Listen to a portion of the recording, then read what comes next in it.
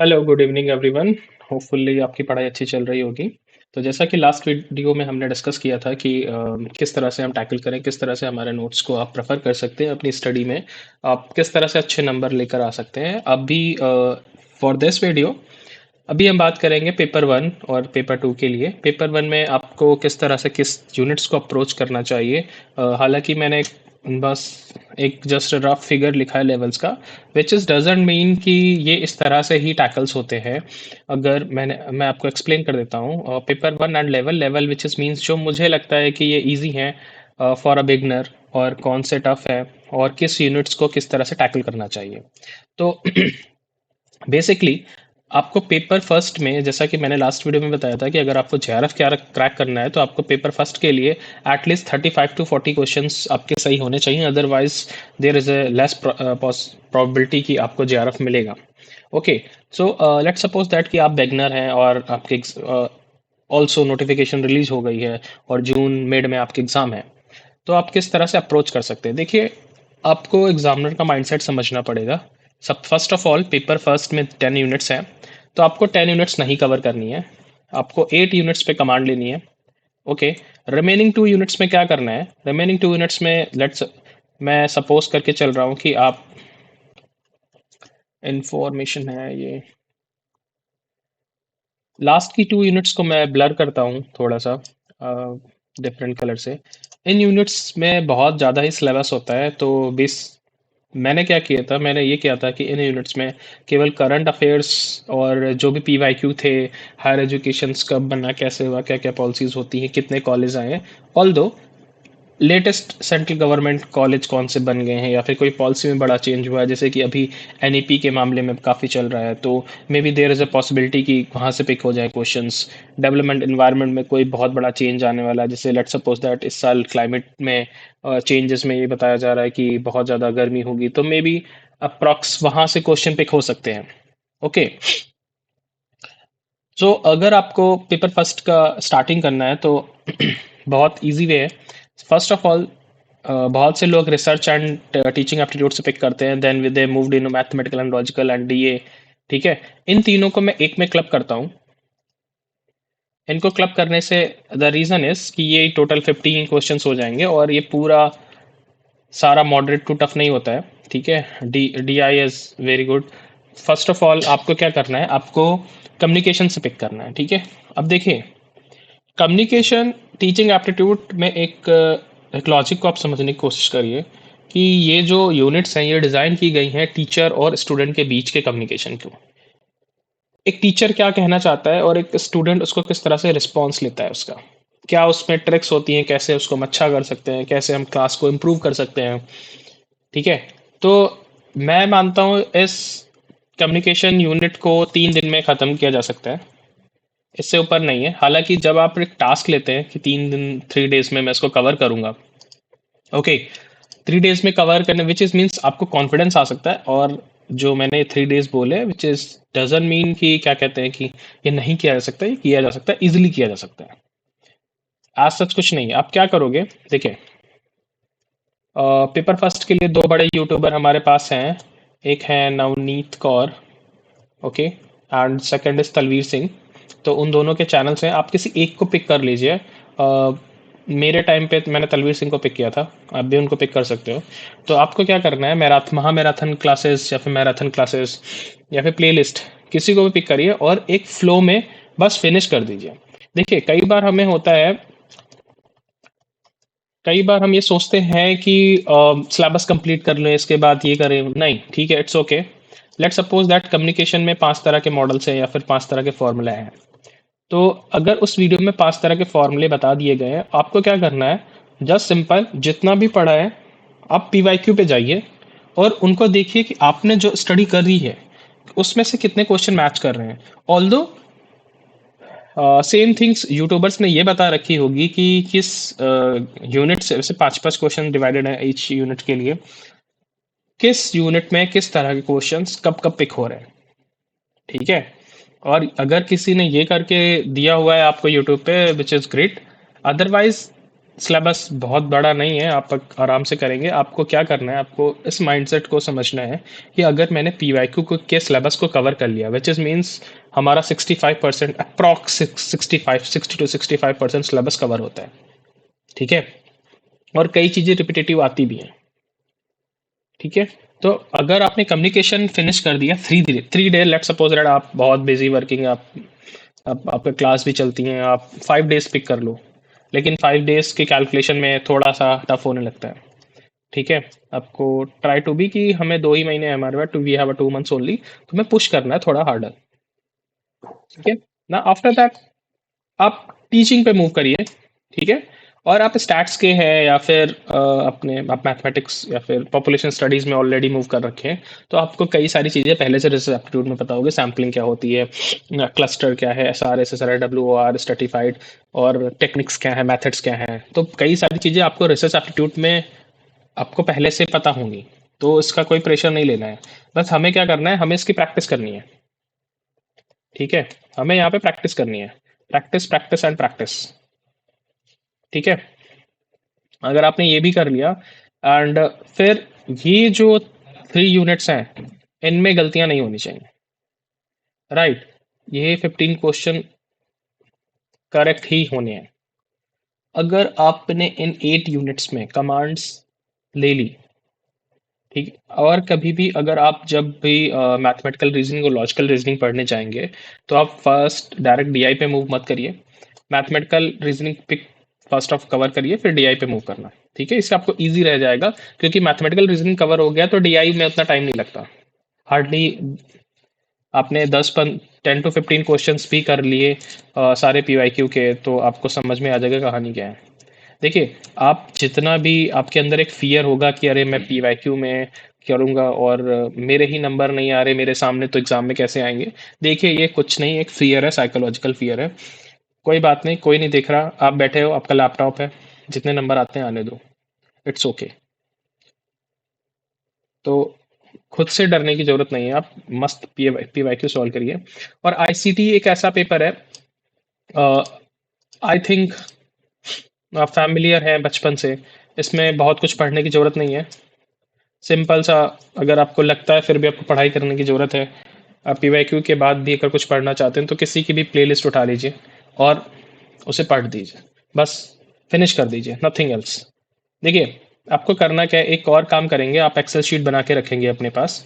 Always make a excel sheet कि आपने कितना पढ़ लिया, कितना नहीं पढ़ाई की है। लेट सपोज दैट आपने यूनिट 1 कंप्लीट कर लिया, या फिर यूनिट 1 में कुछ रिमेनिंग रह गया। लेट्स सपोज दैट मेरा यूनिट 1 का पेपर कंप्लीट हो गया है, रिसर्च सॉरी थ्योरी कंप्लीट हो गई है, और मुझे पीवाईक्यू लगाने हैं।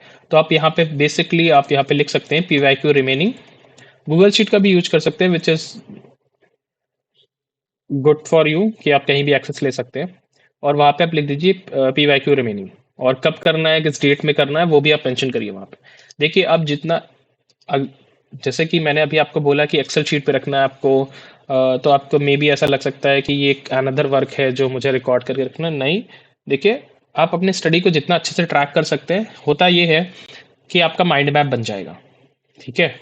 जब माइंड मैप बन जाता है, उसके बाद आपके लिए चीज़ें ईजी हो जाती हैं, राइट। मेरा मानना ये है कि अगर आपने अपकमिंग 10 डेज में, देखिए, कंप्रहेंशन एज लाइक कि इसको नहीं पढ़ाई, इसकी पढ़ाई नहीं होती। अ, आपको मतलब ऐसा कोई ट्रिक वाला सिनेरियो है नहीं। 5 to 6 आप कंप्रहेंशन सॉल्व कर लीजिए। आप यहाँ पर कंप्रहेंशन सॉल्व करते हैं, तो आपको पेपर 2 में भी बेनिफिट मिलता है। तो this is a free number, free marks, right. ये फ्री मार्क्स है। तो अब इसमें भी लेट सपोज दैट अगर 5 क्वेश्चन है और आपको नहीं समझ में आ रहा है कि हम एग्जाम में कि टाइटल क्या, लेट सपोज दैट कि आपसे ये पूछ लिया गया कि जो भी पैराग्राफ आपने रीड किया है, उसका सुटेबल टाइटल आपके आपके लिए क्या होगा। मान लीजिए जो आपको नहीं समझ में आ रहा है, तो 4 out of 5 तो आपके एब्सोल्युटली करेक्ट होने ही होने चाहिए, ठीक है। द पॉइंट इज कि अगर आपका विनिंग माइंडसेट नहीं होगा, तो आप क्रैक नहीं कर पाओगे, राइट। अंडरस्टूड। तो पेपर 1 के लिए यही स्ट्रैटेजी है। अगर आपको पेपर 1 में आपको ये पूछना है कि मैं कैसे इसमें और अच्छा हो सकता हूँ, ठीक है। देखिए, एग्जामिनेशन केवल माइंडसेट का गेम होता है, पढ़ाई सारे करते हैं।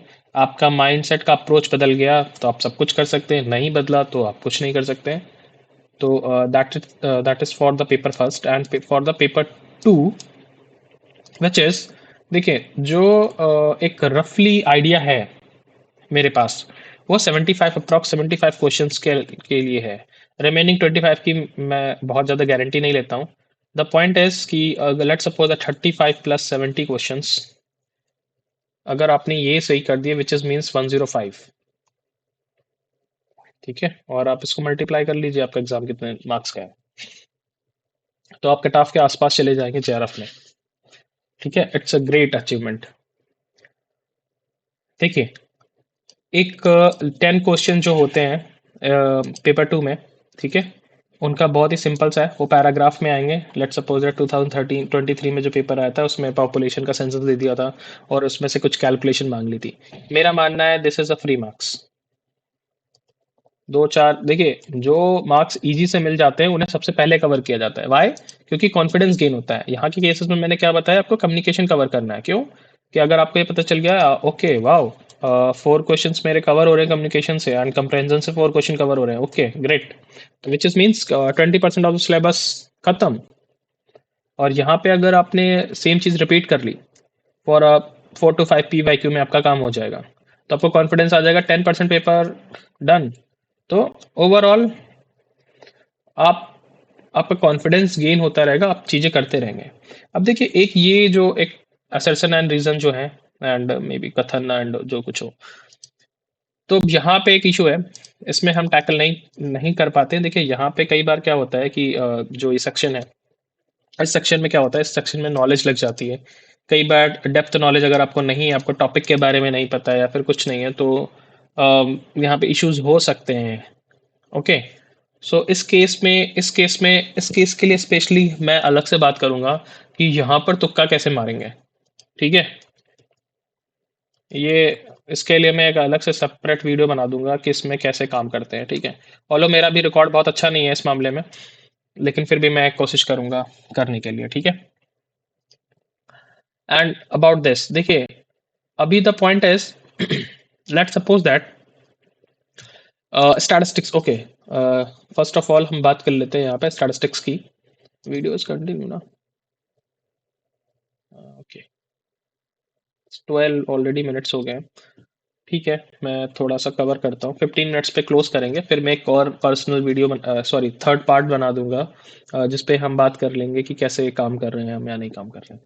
देखिए, statistics is also for you, जैसे कि एक कभी मैं क्वेश्चन देख रहा था, वे आई बिलीव, जैसे कि ये क्वेश्चन है, ठीक है, ओके। अब यहाँ पर बात कर रहे हैं, कह रहे हैं कि आपके पास दो सिचुएशन दी गई, हाउस होल्ड इनकम स्ट्रेटम है। अब बताइए किस सिचुएशन में स्ट्रेटिफाइड लगाएंगे, किस सिचुएशन में क्लस्टरिंग लगाएंगे। देखिए, अगर आपने, अब देखिए यहाँ पर आपकी प्रैक्टिकल नॉलेज आएगी। अगर आपने याद कर रखा है अच्छा क्लस्टरिंग का फॉर्मूला ये होता है वो होता है फलाना मकड़िम का, सिंपल सा, stratified for the homogeneous situation and cluster for the heterogeneous situation. अब आप यहाँ पे देख के बता दो कि कौन सा हेट्रोजीनियस सिचुएशन में आता है, कौन सा होमोजीनियस सिचुएशन में आता है। अगर आपको ये बातें पता है, आप क्लियर कर दोगे, आपका क्वेश्चन का टिक हो गया। ओके, अब